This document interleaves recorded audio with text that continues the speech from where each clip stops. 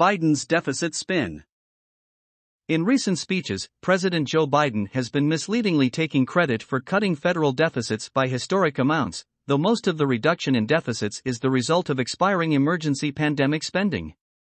Deficits fell between fiscal year 2020 and 2021 far less than initially projected after Biden added to them with more emergency pandemic and infrastructure spending.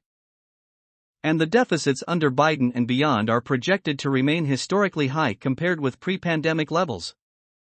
In recent remarks, Biden took credit for cutting the deficit by $350 billion in FY 2021 and claimed his proposed budget for FY 2022 will cut the deficit by $1.3 trillion this year. "You know, the budget I submitted, my first budget that passed and became law, it cut the federal deficit by $350 billion, Biden said in a speech on April 19. "We cut the deficit $350 billion. And the budget I propose this year, if it comes to total fruition, it will cut the deficit by $1.3 trillion. So when my Republican friends start talking about big spenders and the reason why there's inflation, take a look. Take a look. We've cut the deficit drastically. Last year, as I said, we cut the deficit by more than $350 billion.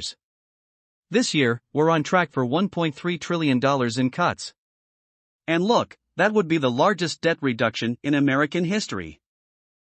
Don't listen to my Republican friends in Congress. Last year, my budget reduced the deficit by $350 billion, Biden said in a speech in Portland, Oregon, on April 21. You hear me?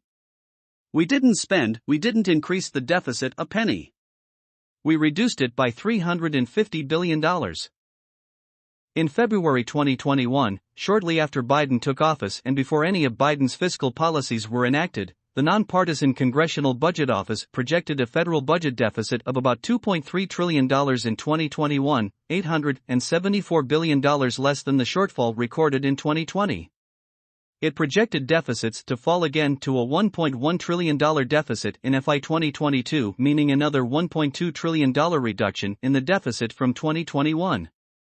Combined, the deficits in FY 2021 and FY 2022 were expected to total $3.3 trillion. Those projections assumed no new changes in federal law. But on March 11, 2021, Biden signed the American Rescue Plan into law. The new emergency pandemic relief law included, among other things, increased child care tax credits, extended unemployment payments, small business support, and $1,400 checks to qualifying Americans.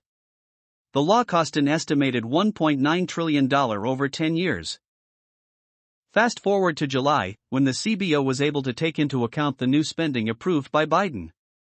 Instead of an $874 billion drop in deficits between 2020 and 2021, the deficit was then projected to drop just $126 billion, from $3.13 trillion to $3 trillion.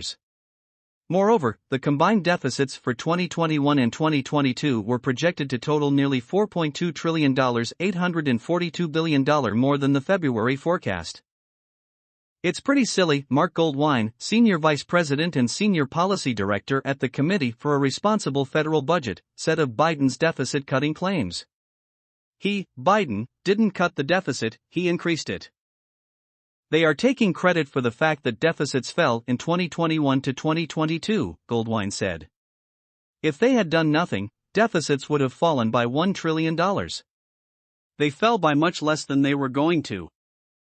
We should also note that while Biden credited the budget I submitted last year for reducing deficits, the FY 2022 budget Biden proposed in May 2021 did not become law. As we have explained in the past, presidents' budgets are largely symbolic statements of priorities, not legislation on which Congress actually votes. Congress never did pass anything like Biden's budget, Howard Gleckman, a senior fellow in the Urban Brookings Tax Policy Center, told us via email. Congress did finally pass an omnibus appropriations bill halfway through the fiscal year, he said. But it funded most programs at prior year levels plus a small bump, and included none of Biden's ambitious tax increases. Ultimately, CBO said FY 2021 ended with a deficit of nearly $2.8 trillion, about $360 billion less than the deficit in 2020.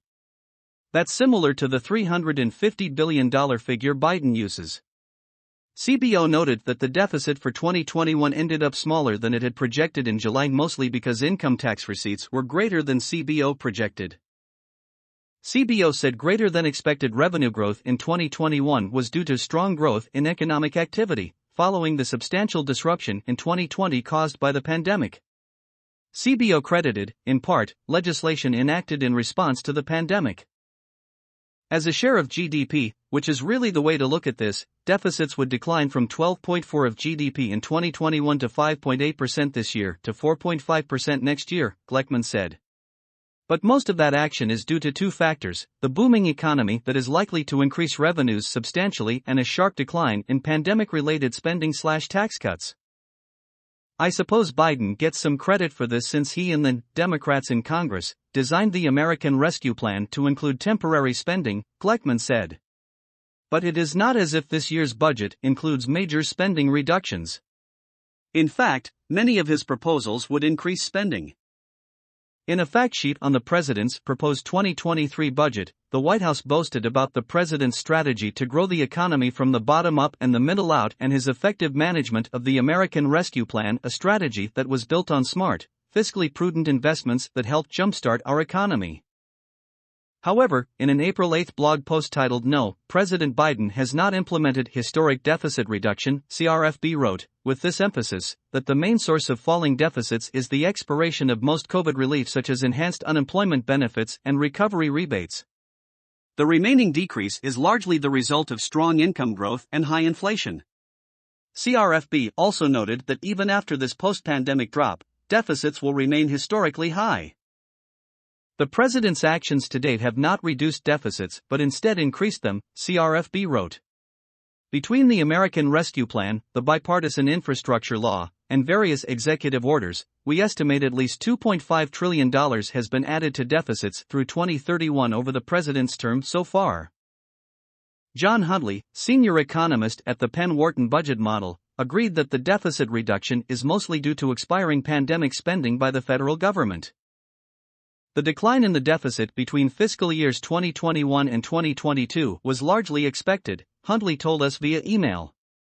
As the Committee for a Responsible Federal Budget notes, deficits were forecast to decline by about $1.4 trillion from 2021 to 2022. The 2021 Congressional Budget Office (CBO) long-term budget outlook highlights the reason for this decline. Under current law, a huge amount of mandatory spending was scheduled to expire in 2022. Therefore, the federal deficit was going to decline under current law. Congress would have needed to explicitly pass an extension of these mandatory spending programs to maintain 2021 levels of federal spending. As no such extension passed, spending declined in excess of $1 trillion in fiscal year 2022. A Penn Wharton budget model analysis of Biden's proposed FY 2023 federal budget, which includes more federal spending but also new revenues such as higher taxes on high-income earners, concluded that it would reduce government debt in the first decade, relative to current law, meaning the law without Biden's budget being enacted, according to a conventional static forecast. That's relatively in line with the White House projecting that its budget would cut deficits by more than $1 trillion over 10 years. In a dynamic analysis, which includes economic feedback that takes into account a projected reduction in the workforce tied to the proposed child tax credits, PWBM projected a 2.1% increase in the federal debt over the next 10 years, relative to current law, but a 1.7% reduction in government debt by 2050. Biden's proposed budget assumes passage of most of what was in Biden's Build Back Better plan, which would increase government spending on public health, education, housing, crime prevention and other programs, but would be offset, in part, by new taxes on high-income and high-wealth households. The Build Back Better bill stalled after Democratic Senator Joe Manchin announced in December that he would not support it. But Biden since has said that he is confident Congress can pass pieces of the Build Back Better agenda. Senators Manchin and Kyrsten Sinema, the Democratic holdouts who effectively killed the legislation last year, are reportedly unwilling to revisit the bill this year. Hospital-tested, clinically proven bullshit.